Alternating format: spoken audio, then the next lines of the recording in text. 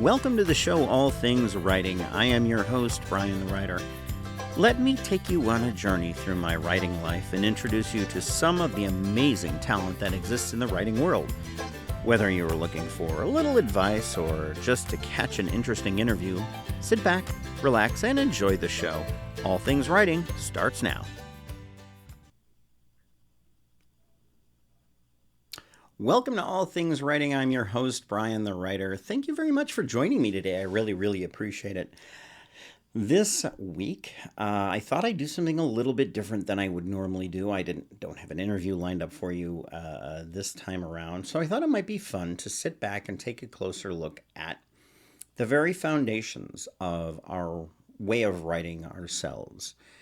I'm a novelist. I write novels. I like the long-form fiction. So one day I was on my way to church, and I was thinking about what the different books of the Bible and lengths and ages and things like this. Of course, you've got the Dead Sea Scrolls and things like that, which are considered sort of the foundation of some of those books of the Bible.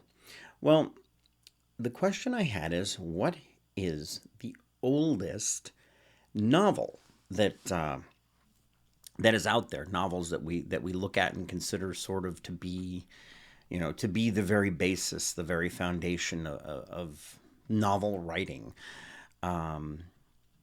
Every single book in the Bible, to continue on with that example, is literally, people think of the Bible as sort of this one book. It's not. It's a series of books, or a bunch of different books written by a bunch of different people on the similar events. And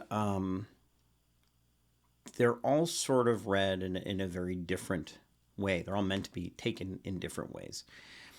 The authors were influenced by their tribes that they were members of, their families, the time periods in which they were actually writing things down. The world for them was changing around them. That influenced how they were recording things. So what was that first fiction novel ever written? Did some digging, and I found that there was a novel which the Japanese in particular consider the first novel ever written, and it may very well be what we consider a true novel today. It's called The Tale of Genai, or Jenny, or Genai. I'm probably butchering the pronunciation, so I apologize to anybody in Japan that is watching this going, you've said it wrong. The book itself is a reflection of what was going on around the author at the time. Although nobody knows the true name of the original author, it's credited to Murasaki Shikibu. Now, I'm probably butchering that name, so again, please, I don't have a background in Japanese, but I think I probably did a fairly passable job with that one. There's a couple interesting things to note about it. First of all, the manuscript no longer exists. It was an 11th century novel that was written. It was written in an interesting style. Murasaki wrote it in what's called concertina style. So if you can think of a book where the pages are folded over each other in that fashion, so you would basically open up the pages like this. It's like a concertina, right? It's kind of cool. Think about it. I almost would love to see a novel that's written in that way. Certainly very different than the way we write manuscripts now. Things, our books are very different than that. Now, Mark Twain once said that there's no real new stories out there, right? We just completely rehash the stories that already kind of exist, but we're doing it from our different viewpoints. The way in which we look at the world, the events going around us, the social mores, and all those kinds of things heavily influence how we decide we are going to tell our versions of our stories. I know that when I wrote the app, for example, there are different things that affected the way I wrote that. I get to that in a minute because I have a very specific example I want to use. Back to Murasaki. She based her novel on what she knew. We do know it was a woman, by the way, that wrote it. She was said to be a noble woman of her time, so she was depicting the lifestyle that was going on around her. She told the story from the point of view of a son, a noble son who was pretty much demoted by his own father, and in order to claw his way back with some semblance of civility, he became an officer in the army, in the military, to try and get back some of his respectability. It includes things like the lives of the courtesans of the time. Very fascinating, and it's not. It's something that essentially sort of lost to time for us.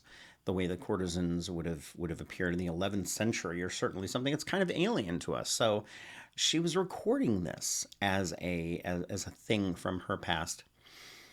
Now,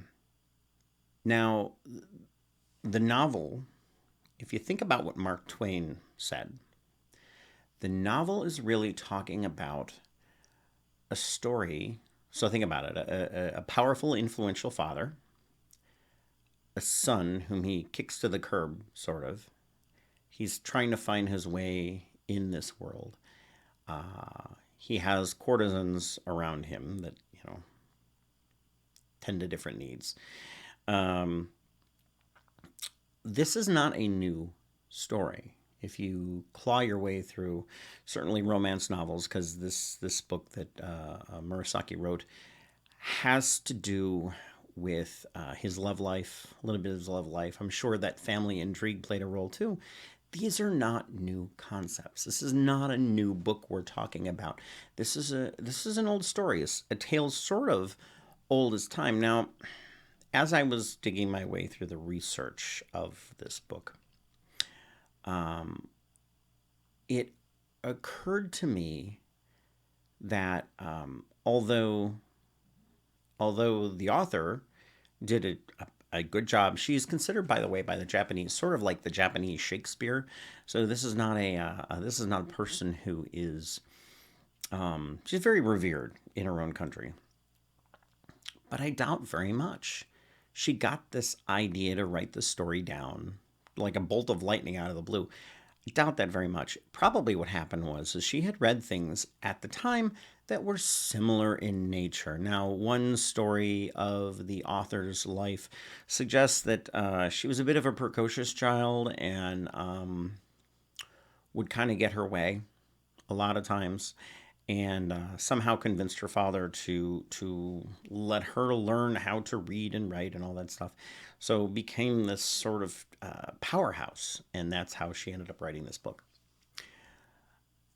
But she had to get this idea from somewhere else. I'm not diminishing the creativity to which the book is written. Not at all. As a matter of fact, I think, if anything, it just really goes to show how I, for example, tend to draw off examples from my own horror writing.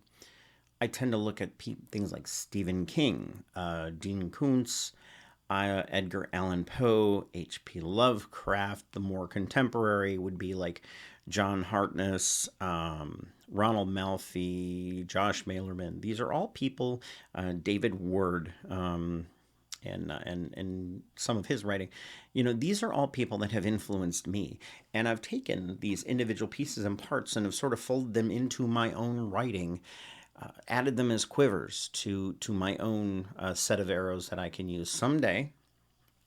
I'm hoping that people are reading my books and going, "Wow, I see what he did there. That's a good idea." So I will similarly influence horror writers going forward. I'm sure if you asked Ronald Malfi and Josh Malerman who their influences were, they're going to tell you a bunch of different authors that have influenced them over the years as well.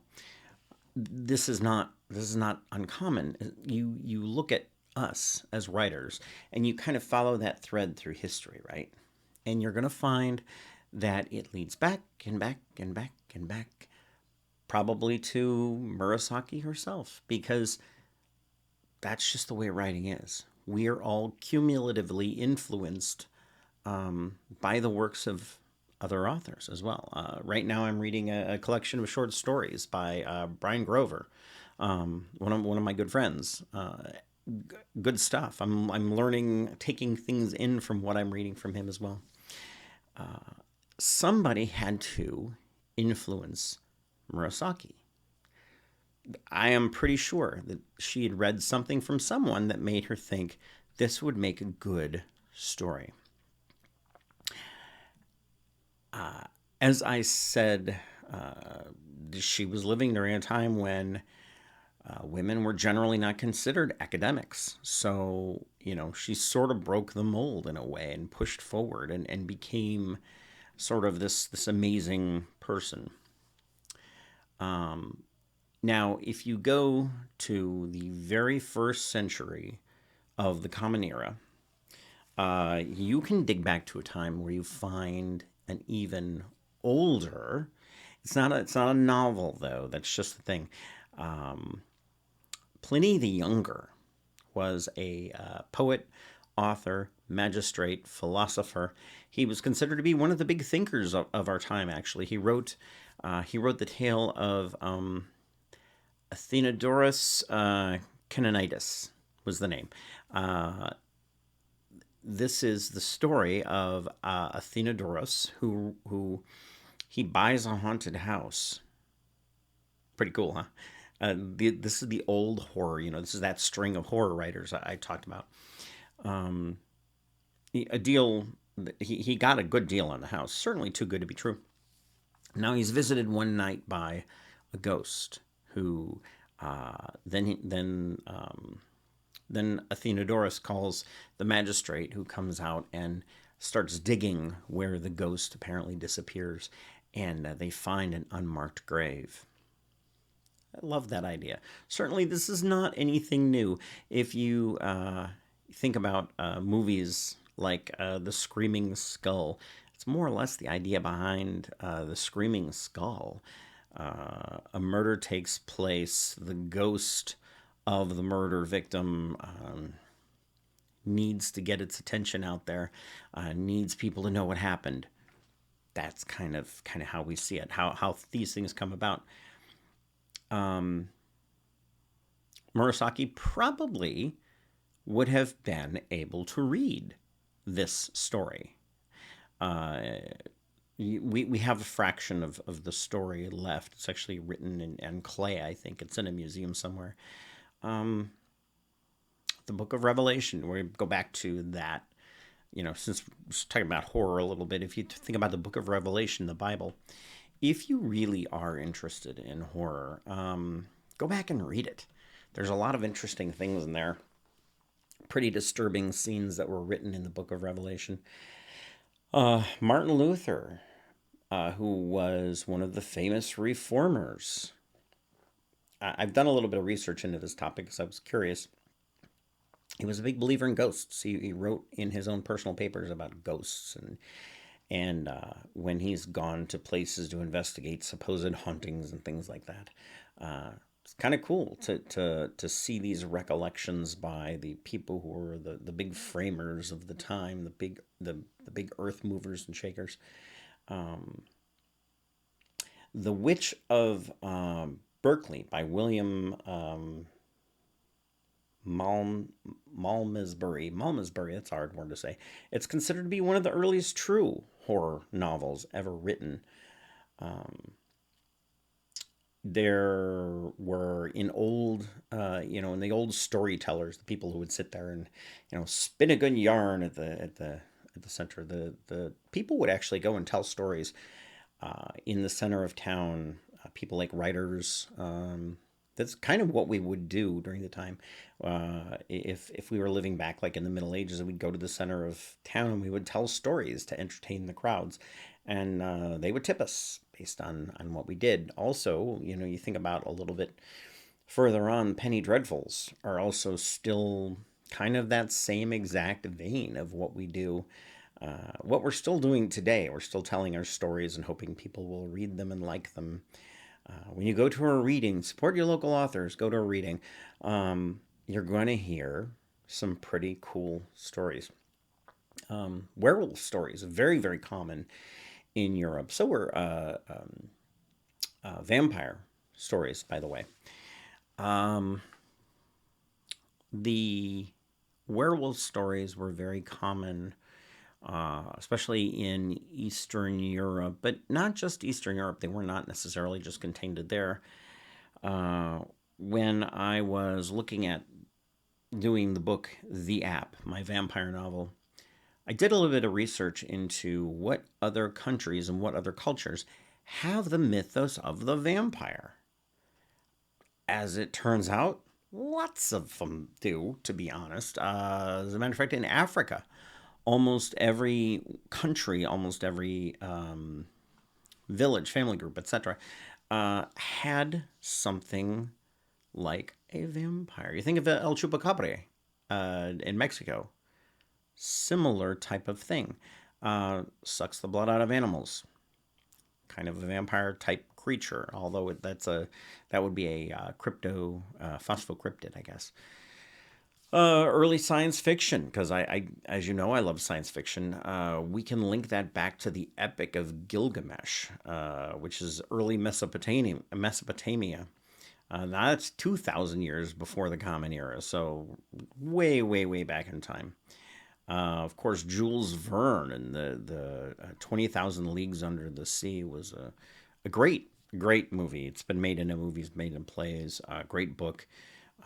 It heavily influenced the way in which science fiction writers would tell their stories for generations to come, and it still influences the way these stories are written today.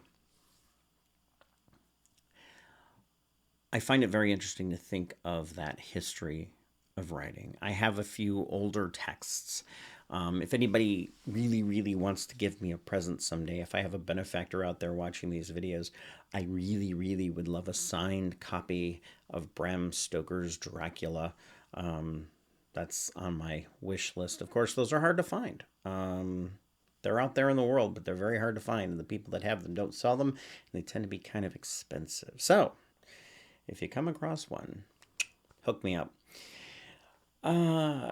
As you think of the novel that you're working on, I would highly encourage you to consider the fact that you are joining a line that has been unbroken for maybe thousands of years. You are telling a story which has been told before, but it's never been told by you, and it's never been told by somebody in your particular time period. You may be writing a ghost story. And of course, again, like my earlier example suggests, ghosts are not a news story. Aha! But how about a ghost who communicates only through YouTube videos? Why not, right? It's an idea. So I guess at the end of the day, what I really want to say is keep writing, have faith, do not ever stop writing, because the world needs your stories, okay? We need your stories out there. Don't be afraid to give them a go and get them out there to the world. So anyway, as always, your very humble spinner of tales, Brian Nowak, is here to say thank you for watching, and from All Things Writing, this is Brian the Writer, signing off.